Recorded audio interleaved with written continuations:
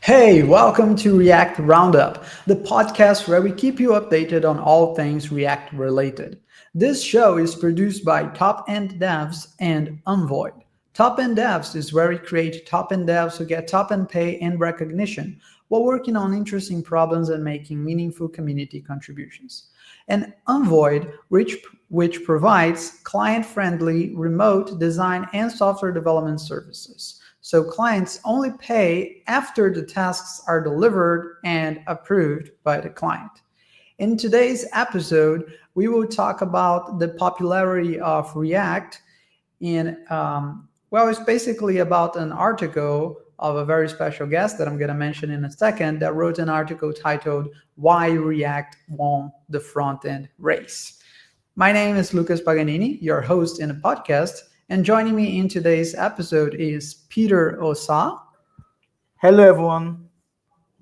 and our guest for this episode, which is also the person that wrote the article we're talking about, Pranto Dota, which is a React Native developer with more than 4 years of React experience. Hello everyone, I'm Pranto and I'll be talking about React today. Awesome. Awesome. All right. So, Pranto, let's just jump right into it. So, first, I thought it was really funny reading your article because you actually wrote it in a very sarcastic way, bringing facts, but also bringing them in a kind of sarcastic way. Do you mind telling us a bit about why React became so popular, how it was able to, as you said, win the front end race, and also what are some of the drawbacks from it that we just learned to live with it, unfortunately. Well, first of all, uh, React is actually a library, right? I mean, yeah. So that's one of the things that I actually mentioned in the post that yeah, people will always remind you that yeah, it's a library. And one of the things that I really don't like about uh, well, not actually React, actually the React developers I see a lot of buzz around it that basically says, yes, React is the king, React is the best thing in the whole wide world, and things like that, which is actually not true. And the look, the point is, React actually won the race. There's no denying that fact. But if you sit on it, like, yeah, this is the best thing. No, it's not. The reason it's not is because there's like 50 other frameworks that I don't know the conversation that we are having right now. Maybe in the meantime, there's been a JavaScript framework. I mean, there's a very good possibility that actually happened. So if you think that React is like the only thing in the whole universe with the JavaScript with the JavaScript framework that you can use to build apps or web applications, you're wrong. And that's exactly the point of this post. So basically, what I wanted or what I tried to do here is that I tried to tell everyone that React actually won, but it's not the best thing in the world. So you have other options, and you have a lot of options actually, and there are situations and times when you need to explore them. You need to try to understand that what makes React great and what makes it well sometimes actually really painful to work with. And I have actually I would say like a basic understanding of other JavaScript frameworks like Vue or Angular. I have worked fairly with them. Like I'm not like an expert, but I worked with them and I understand how they work, and also React Native. But one of the things that I really saw people do is that yeah, you should always learn one thing, and yeah, you should just do this always, and it's always like yeah, React is the best and learn this, and then you don't need to do anything anything at all. Like you can always do React. I mean, there's actually truth to that, because right now Windows is actually using a lot of React and React Native, and there are a lot of big companies that actually use React. So yeah, maybe there's truth to that, but there are a lot of things that it's just, I don't know. Sometimes it feels like, how would I say this? It's bloaty actually. It's really. And one of the things that I would say about React is that it actually delivers. It actually sets. It actually does what it sets out to do, and it does with flying colors. And one of the things that I actually really admire about React is that since its inception, React has been developing its ecosystem like every other month, year, or I don't know, like every day. And one of the things that made this possible is the Facebook, the Meta team at Facebook, or whatever they're called these days. Then the point is, the people behind React are extremely talented, and they always deliver. Like, they do deliver.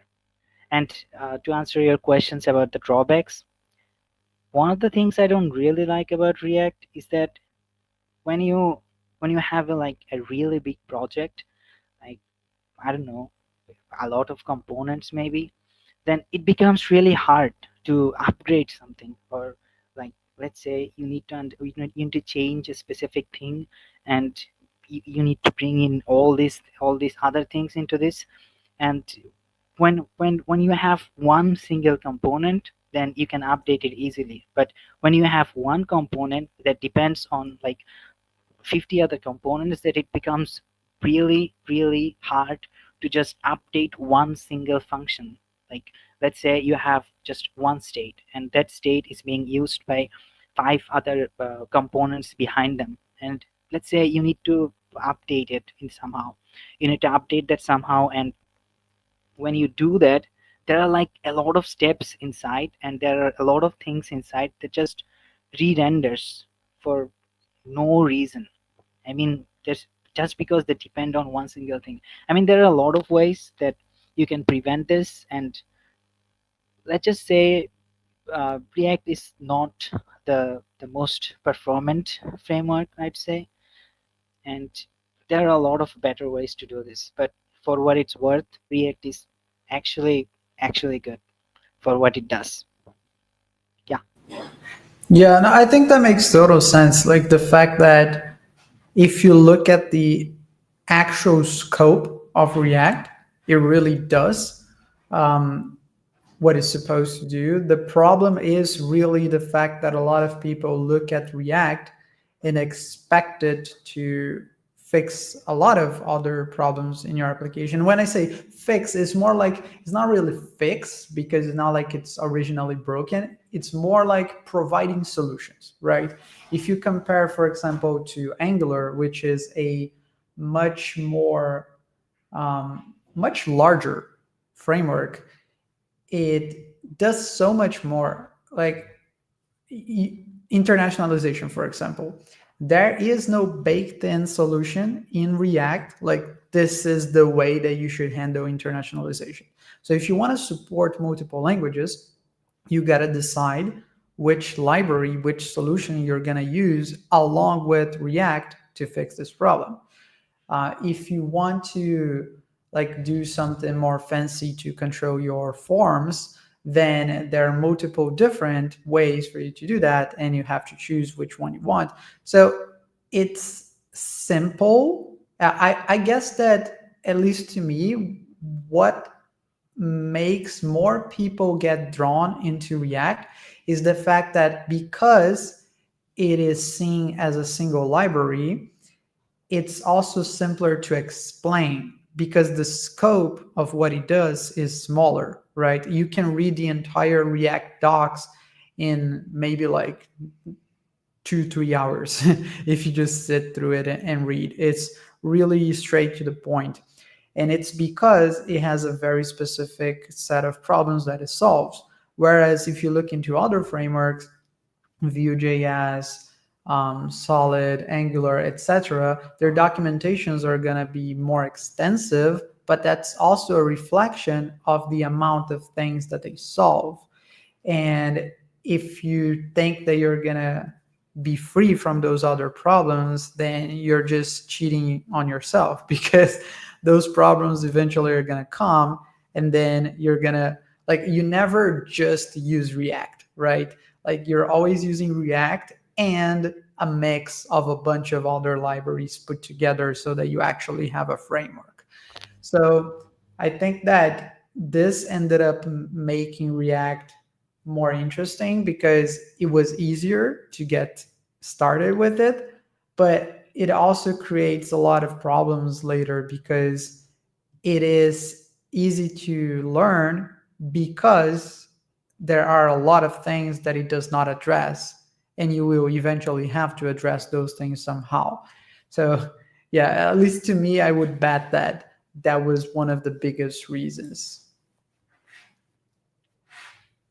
Well, first of all, I think that the fact that React does not provide like all of these things together. Uh, at first, I thought like, why do I need? I mean, first framework that I ever used was Vue. So when I first came from Vue to React, and when I was first doing some routing, it was like 4 or 5 years ago. It was during lockdown. Okay, so when I was first doing that, I realized that there are a lot of things that I have to do manually. Like I have to write a lot of boilerplate and other stuff. Even with Redux, Redux also has a lot of boilerplate, and that was actually really painful. But what I came to realize is that this is actually a good thing. And the reason I'm saying it's actually a good thing, I mean, the fact that React doesn't provide anything, it's actually a good thing because when you do this, when you leave this to other people, then you get like a lot of cool stuff. Like we have React router, we have Dense-Stack router, we have Reach router, we have a lot of other routers, and they're doing a specific thing. I mean, in some sense, this is actually better for the ecosystem. Even with React Native, like the fact that React doesn't provide a lot of things out of the box, it just makes a lot of sense for other people to come in and just use the bare bone, the minimal thing that we have with React Native, and make it into something that we want to make. Let's say with Flutter. Okay, so with Flutter, have you ever worked with Flutter? Just curious. I have not. It is something that I have been very curious about because I was exploring some of the hybrid development tools lately, and honestly, we were trying to do stuff with Capacitor, and it was just so painful that we were like, okay, so no, that's not gonna happen. We're gonna have to either choose between React Native or Flutter because Capacitor is just too painful.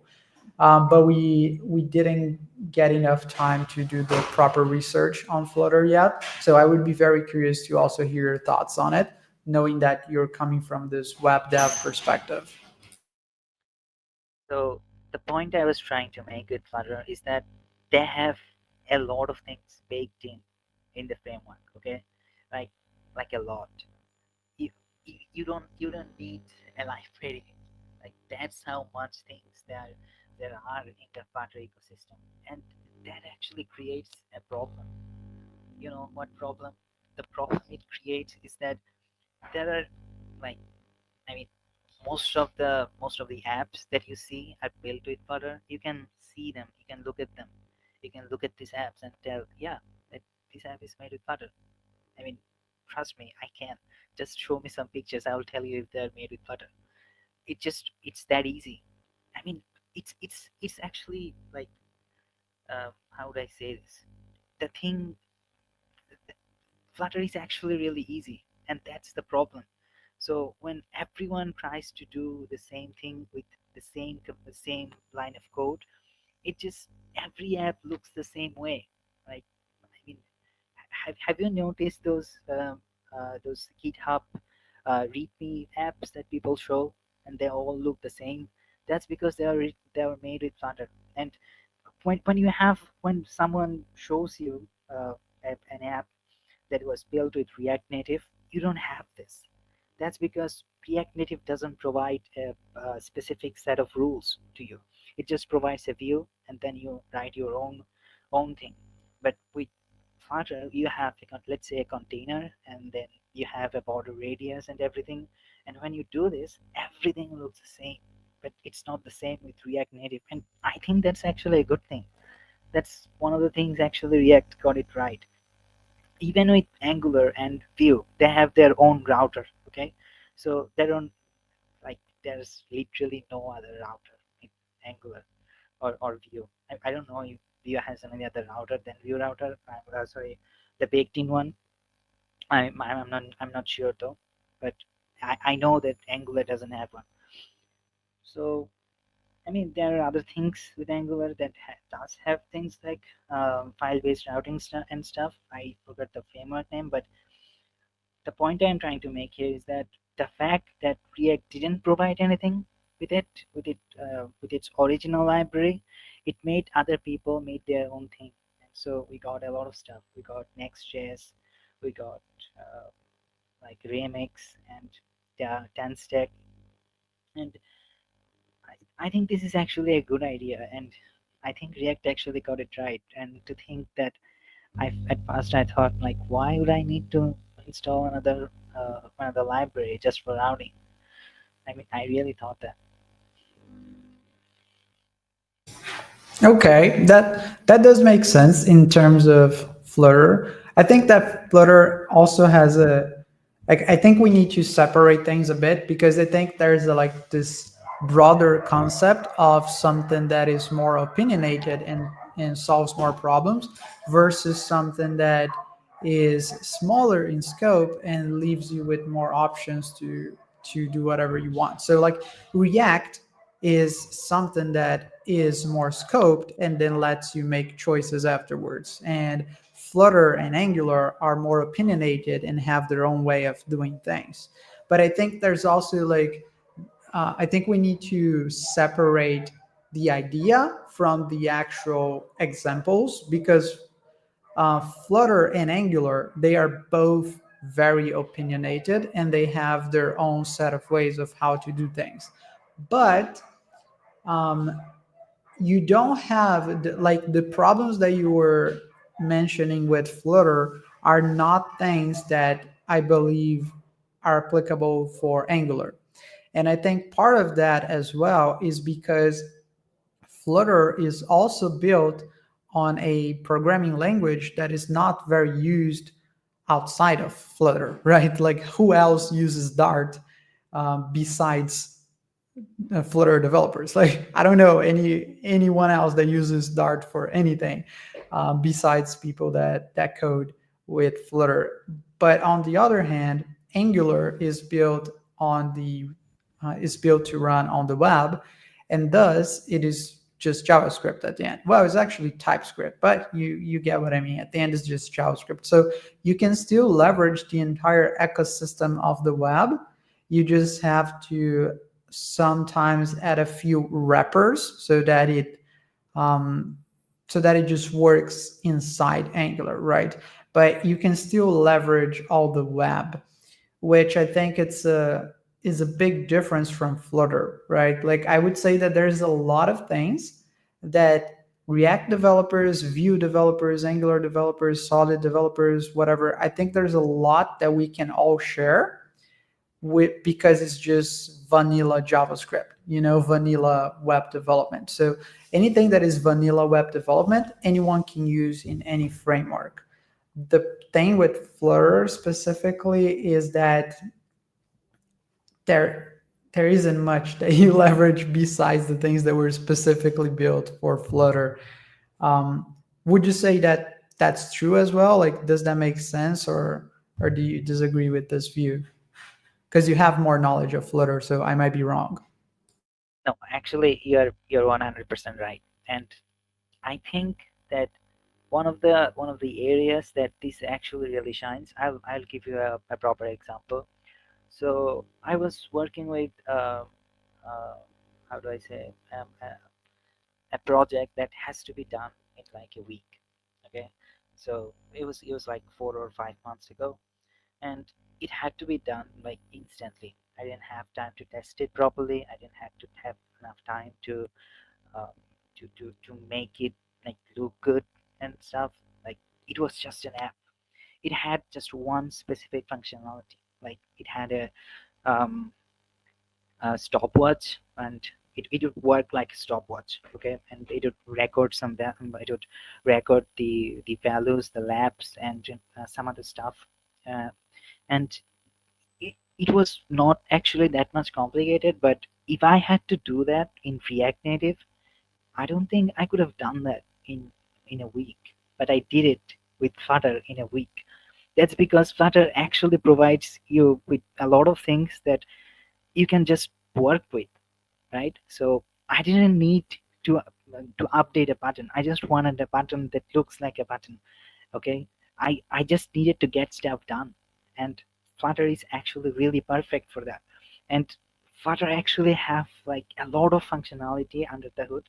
It also provides you with that, but when you are working with, let's say, an upper level thing, you don't need to go down. You don't want to go down the down level, because the down level is generally more complex. Let's say I was doing one small thing the other day.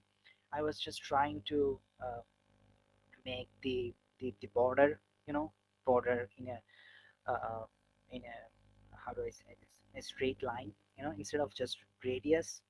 So I learned that you can't just normally do that in Flutter. You need to create a canvas, then you need to custom paint this. So that was, like, I don't know. I mean, yeah. So when the thing that you work, it doesn't work, you need to go a lot of different ways. You need to hack things a bit to make everything perfect.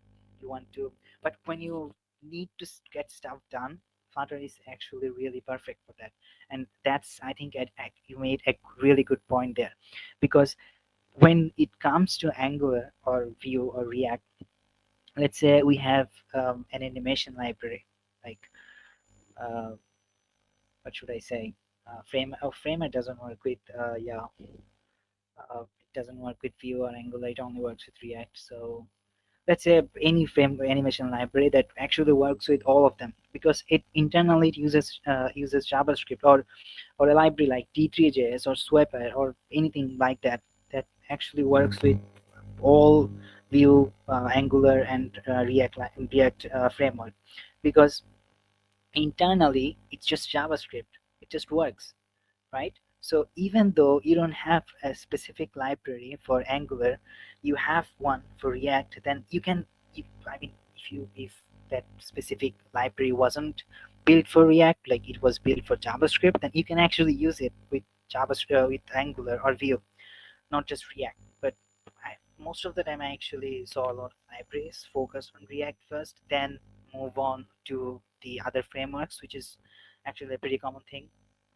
But yeah, you made a good point there about Flutter not being as, you know as consistent like the JavaScript ecosystem. But one thing I'd say though, the amount of packages that Dart has or Flutter has is actually pretty, I'd say, I don't know, it's just unbelievable. Like, where did this much package come from?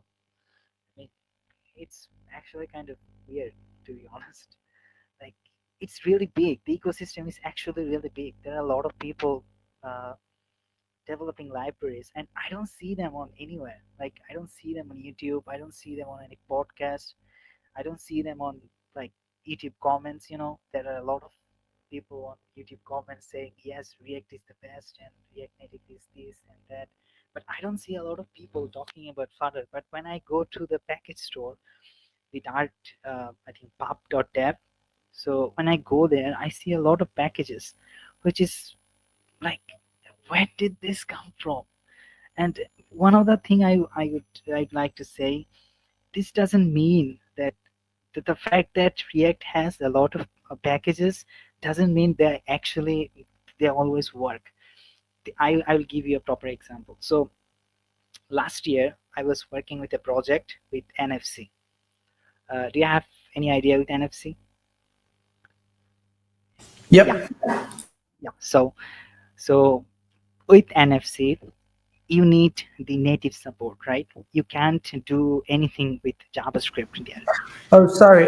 Just to make this also clear to the audience, we're talking about NFC, not NFT. So it's not about crypto stuff. It's about No, no. being able to like magnetically transmit information, like a credit card that has an NFC signal, and they can capture that and grab the data. That's it. Yes, that's NFC. It's actually, I think, like near field communication or something like that. Yeah. So basically, it's a technology that lets you do payments and other stuff. So the thing that we were doing is that we were scanning some cards, some NFC cards, and we are writing some data on it, and then we are retrieving data, and we're doing some other stuff internally. Now, so I at first I thought this is, I mean, I'm a React Native developer, okay? So I first tried to use React Native. And when I was using React Native, there was this package called NFC Manager that you use for NFC with React Native. And I used it, and I don't know, it just felt so much buggy, like, I mean, the read worked fine, but when it came to write, I couldn't write a lot of cards simultaneously. It just hangs for a bit and throws weird errors. I didn't like get the end of it. I just couldn't make it work, you know but when I came to Flutter for help, I mean, it was out of desperation because I couldn't get it working properly with React Native, so I just came to Flutter for that. So when I came to Flutter, I found out that there was this package that is weirdly also called NFC Manager. Yeah, I know that's actually weird. Both of the package have the same name. So when I used that Flutter package called NFC Manager, it worked like a charm. I mean, it's actually really, really good. Everything with reading, writing, and it just worked. Also, it has a specific features called Stream, which is it's actually really good. Like, this is one of the best features in my opinion in Dart, which is Stream. The fact that you can listen to things, and I mean, you could say that JavaScript also has that, or like any other languages also have that, but trust me, this is actually better than most other languages. So yeah, that actually properly worked out for me, even though I think React Native has a bigger ecosystem. So when it came to how do I say this, an uncertain level of thing, actually Flutter worked and React Native didn't. I mean, I don't know, maybe it's just skill issue from my side. Like, I didn't know how to get it working, but I didn't have to do anything with Flutter. It just worked. Okay, it didn't with React Native. That's exactly my point. Yeah, that is a big advantage indeed. Like depending on how fast you need the thing to be done, and also how much custom design do you want with it. Think that's a good thing to consider. Peter, do you have any questions? Anything you want to add or mention thus far? Okay, yeah, yeah, I do. So I would say questions, but I think so. So I think my first question is as regards, probably I'll be on the defense of React. So let me just be on the defense at the point, in the sense that now there are usually situations where like people have actually mentioned that yeah, the React packages are not working, or rather um React kind of promotes certain kind of design or patterns or coding conventions that doesn't really scale, doesn't really make sense in a lot of opinions. So, but then I will usually ask the question that at this point, like, um, do you think it's actually like do you think it's React is to blame, or maybe the ones using React as the framework? Because yeah, they are probably many usually like I think I usually use this example of the use effect. There's this use effect abuse, and I went to React. Their React docs actually has a post from Dan Abramov on why you shouldn't use React use effects so much. But yet, you see a lot of people kind of using it, or let me just say abusing it. So at this point, will you kind of blame the framework, or the framework is this, the framework is this, or actually rather than maybe, or the people doing it, or the people building or using this framework, are they using it properly? Are they following the rules? Are they following the conventions of it? Are they also trying to kind of integrate like maybe actual like design patterns, like maybe the popular one, Key, Siagni, and the rest to building React applications? So, what do you think of Panther? Okay, so first of all, I think that both of this both of these design patterns or paradigms or like whatever you want to call it, I think they have their place. First of all, because there are times when you need to do something really quickly, and I think that that's where Flutter actually shines. You don't need to do a lot of stuff to just build an app. But to answer your question, if whether the React is to blame here, actually I don't think so. I mean, honestly, they could have done a little better with the recommendation and stuff. Like I'm actually going back to Flutter again, but Flutter actually provides some other packages that works with Flutter. I mean, the Flutter team actually provides some other packages like Go Router and Provider and some other packages. These are also like extra packages. You have to manually install them, but Flutter team actually maintains them and builds them. But you don't see this in React or React Native for that matter, because they don't provide like any extra stuff. The I mean, to quote Don Abramov, he actually said the only package that React provides is the React. So yes, he actually said that once. So one of the things that I do think that we need to we need to think about when making a decision like this is to when what suits you. Okay, so let's say you are making a really big application, like you don't know what to expect, you don't have a proper understanding of what's going to happen, then yeah, I don't know, if you do something opinionated like Flutter, changing things, it's actually really hard. But when it comes to React Native, it's actually pretty easy. It's actually easier than Flutter. That's what I found. And one of the things is that about use effect, you said, well, let's just say use effect actually uh, creates more problems than it actually solves. That's, I don't know, that's actually probably a bold statement. But when you have, when one of the things that I do want to mention here is that when you use more than like 3 or 4 use effect, yeah, yeah, you should probably rename that function to use footgun that time, because that's exactly what your users did. When you have multiple use effect in your code base, you just, I mean, anything could go wrong at that time, like anything. This is just what happens. I mean, I don't know how to make this better. Like even with the React 19 stuff, with their shipping, like they have some, they have a compiler now, so I guess they're not a free library anymore.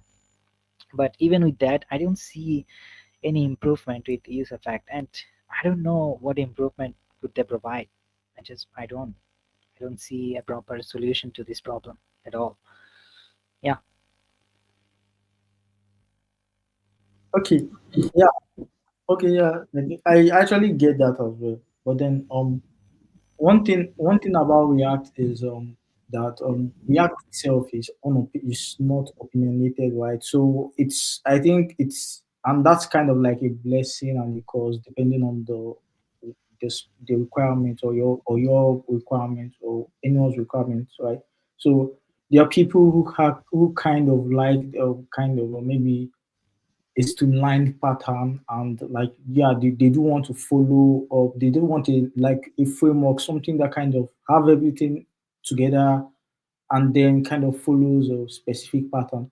I think okay for my experience, like, I think something like Angular now, right? Angular follows like a very good like OOP convention and many design systems you follow. Yeah, and that so many people will feel that yeah, those also have like their demerits in the sense that they feel there's a learning curve, there's a higher learning curve. Maybe okay, the ease of kind of finishing or like doing something quickly. Some people feel maybe you have to learn a lot to kind of use frameworks that actually use like this pattern.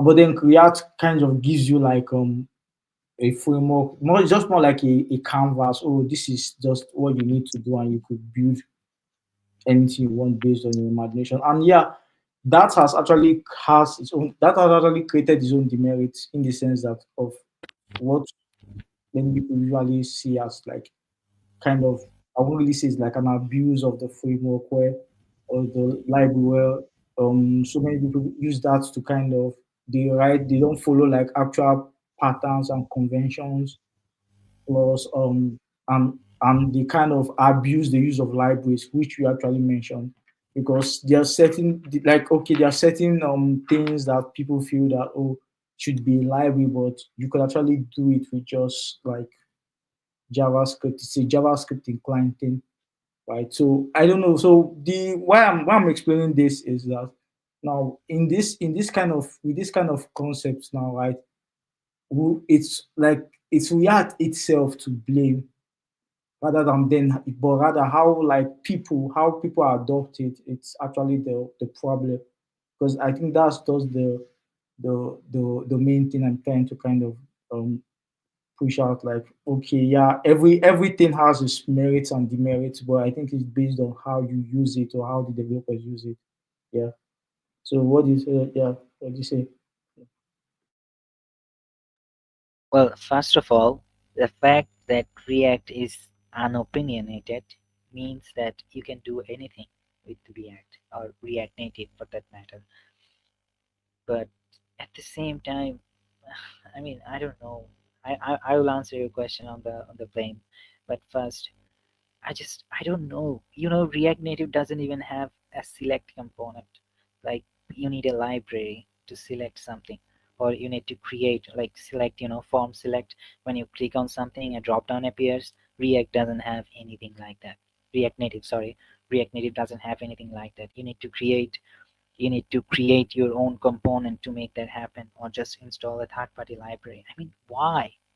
It's just a simple thing. I don't know. Just also, I don't think React is to blame here. I mean, they were trying to do one thing and they did it properly. And the fact that the React actually doesn't provide anything, it's actually useful in a lot of cases. Let's say, let's talk about the company, the Meta. So they have a lot of applications, right? They have a really big applications called Facebook, you know. So they have a lot of components there. So how would you just push one thing? Like how would you push a specific set of design or patterns on like a million components? I mean, can you even do that? Like how would you even do that? Like all of these have like different uh, people, Facebook actually have a lot of subsections too, like developers.facebook.com, careers.facebook.com, and shops.facebook. They have a lot of things like this. So all of these are different applications. So even if you try to do something like this, how do you even like propose a system that actually works with all of this? Like I mean, if you're doing something like uh, pushing something like ESLint, like a linting, something like that, you can do that. But how do you push design? I mean, I don't know, honestly. I don't know. It just maybe I don't honestly don't know how you even could do that, even if you try to. But so one of the things that I would like to say here is that Flutter is actually backed by Google, and Google actually pushes their own design, which is material design, and each and every app that you create with Flutter actually comes with a material design. I mean, you can change that. You have like other internal design systems with Cupertino and other stuff for iOS. So they look different. You know, you can do that, but mostly like I don't know, like 90% of the time, people actually use the default material app.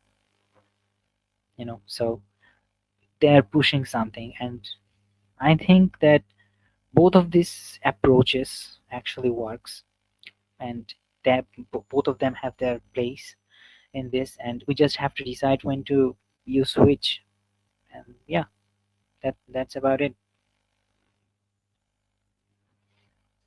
Yeah, yeah, I think that's yeah, I think that works actually. I think the answer is kind of great. So I think it's yes, it depends on the developers. I'm actually React is not a big game as well in the sense that the devs are the ones that kind of architects or build the application using React. So they get to decide how want whatever like what to use and how to do it and how to use it. Yeah.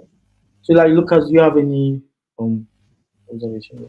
Yeah, I do have one last thing before we wrap up, which is out of all that, we didn't even talked about or explored the alternative of just using native mobile development, just doing native Android, native iOS.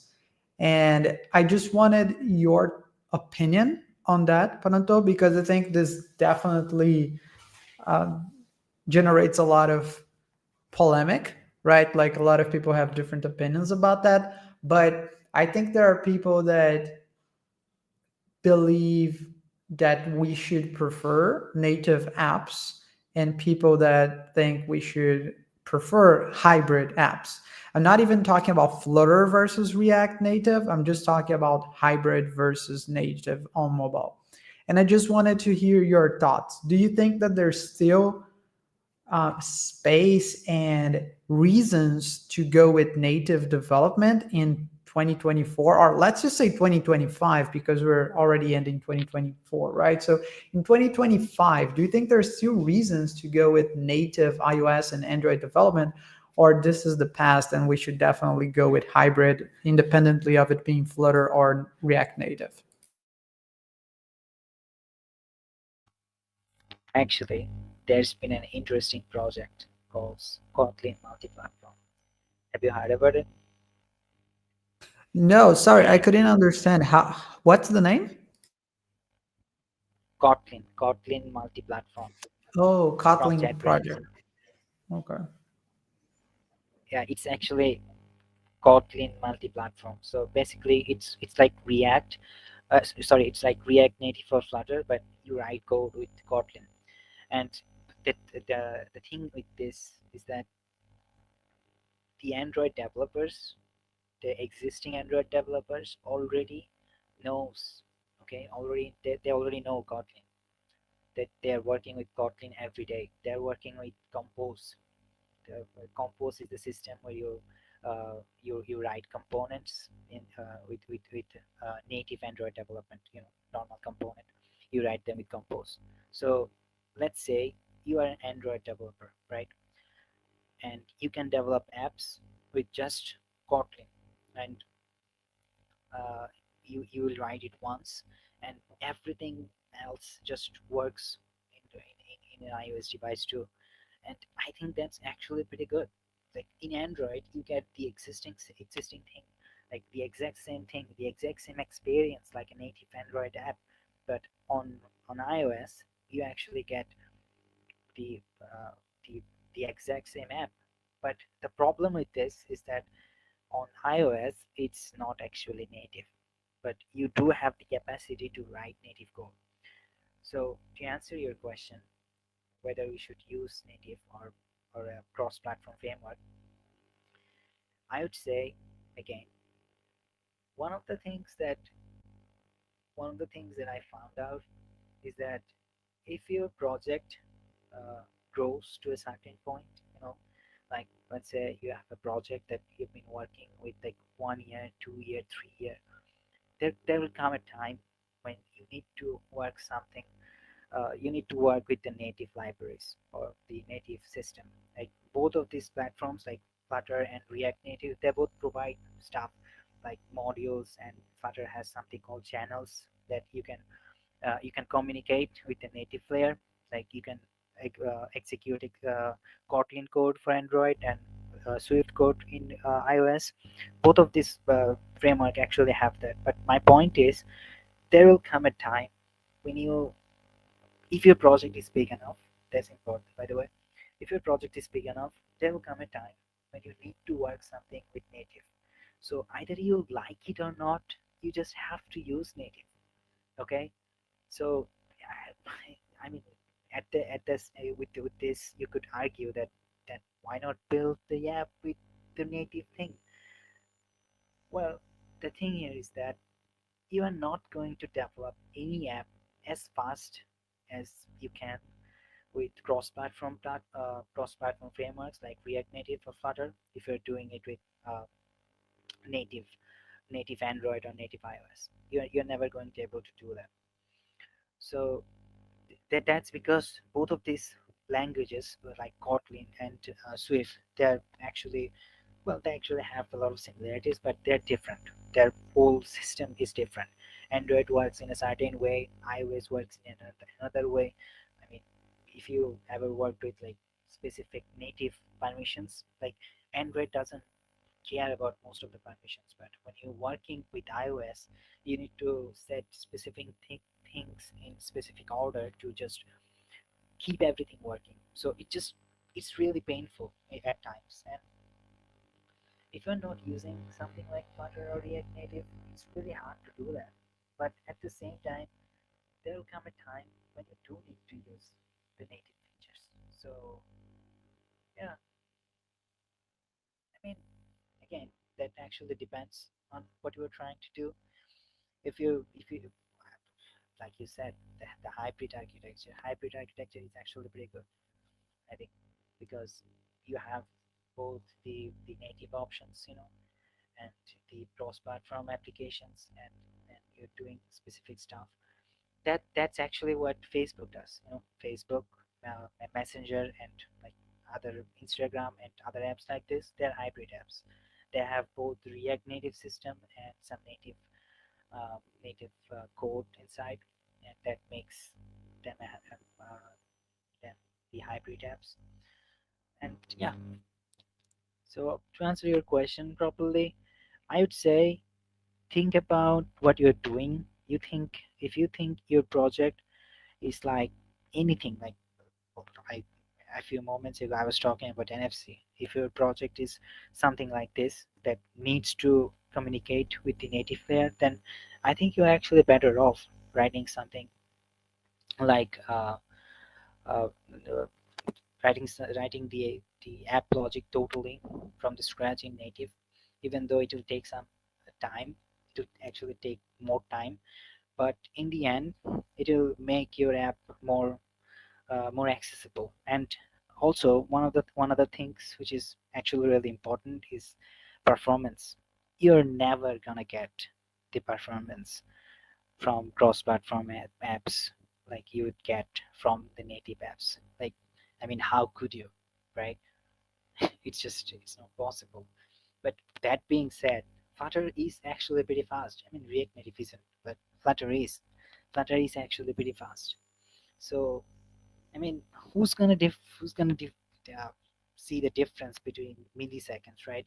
Let's say something is happening in 200 millisecond and 300 millisecond. Who's gonna notice the 100 millisecond difference? No one.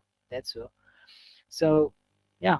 I think that you should decide what what you're trying to do and then make a decision. Also, there are other things that actually a lot easy in Flutter or React Native than in doing in natively. Like sending notifications. Yeah, that kind of sucks in native side. I have worked with I have knowledge about developing some things internally, and yeah, I would rather do it in Flutter. I mean, I don't know. Maybe it's because uh, Firebase is also backed by Google, so maybe that's why they work together to make it simpler. Yeah, that could be a reason, but I don't know.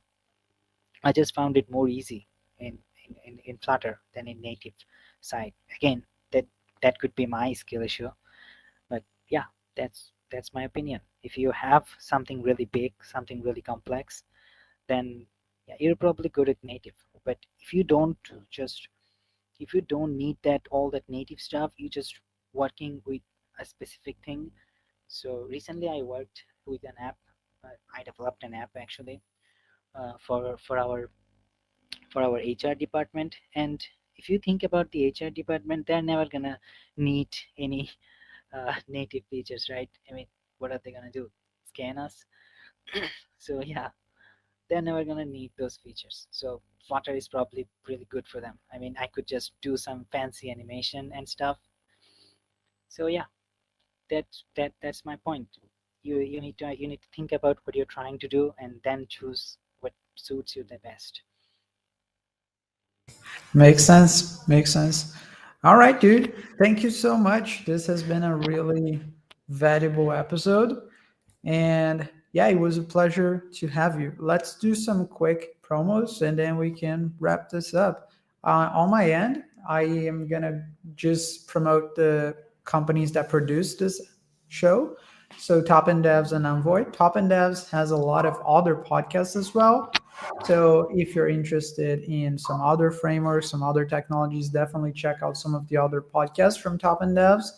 If you just want to know more about web development in general, there's also JavaScript Jabber, which is a podcast just about JavaScript and web development in general, also made by Top and Devs. And if you or your company is looking for more web developers to augment your staff and just develop features quicker, do check out unvoid.com. This is unvoid.com and reach out. They may have exactly what you're looking for. So, yeah, these are going to be my promos for today. Peter, how about you? Want to go next? Okay, yeah, for today, I don't have like any promo for today. Yeah. Okay. Okay. All right. How about you, Pronto? Anything specific you'd like to promote? Yeah. So I'm Pranto. I'm a React Native developer. If you need any help, just reach out. And uh, if you're if you like to work on something, then you can reach out to me on my email and my website, pranta.dev. So yeah, thanks. All right. And for those that want to reach out to Pronto, just so you know, his website is pronto.dev. This is PRANTA.dev. So I know that the way that he pronunciates is Pronto, but it's not an O at the end, it's an A. So make sure that I'm sending for those of you that are listening to this on a podcast player that has a comment section like YouTube or Facebook, whatever, then there's going to be a link to Pronto's website there. But if you're just listening to us, then it is PRANTA.dev, and you can reach out to Pronto if you're looking for help to build something. So, yeah, awesome, awesome. Okay. Thank you. Yes, thank you for your time. Nice meeting you. And yeah, man. Thank you for having me. All right. Thank you for joining.